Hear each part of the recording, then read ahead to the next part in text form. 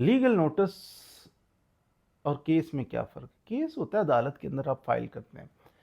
आपको civil nature का case है, क्रिमिनल नेचर का केस है, अदालत के अंदर आप रजू करते हैं, जनाब आपका केस अदालत सुनती है, फैसला करती है। लीगल नोटिस केस से पहले होता है।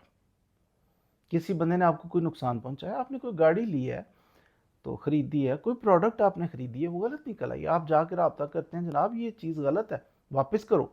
बंदा कहता है नहीं, आए बाएं शाएं। आपका काम है किसी वकील साहब से रब्ता करें, लीगल नोटिस भेजें, भाई ये काम है, ये फ़लाँ चीज़ खरीदी है, फ़लाँ तरीक को, ऐसी ये नंबर है और इसमें ये फॉल्ट है और इस डिफेक्ट की वजह से मैं आपको वापस करना चाह रहा हूँ, फ़ौरन वापस करो, नहीं तो मैं आपके ख़िलाफ़ इतने हर्जाने का केस कर दूंगा, फ़लाँ केस कर दूंगा। उसको तंबीह की जाती है। अक्सर लोग जो है ना, शरीफ लोग, कंपनियां, वो कहते हैं यार क्या कारोबार में खराबी डालनी है, लीगल नोटिस है, इसका हल करो यार।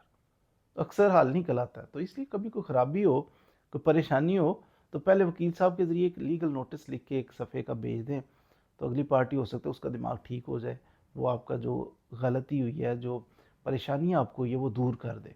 ना करे तो फिर उसके बाद केस भी कर लें अदालत में। तो अक्सर लीगल नोटिस सर्व करने से ही काम बन जाता है।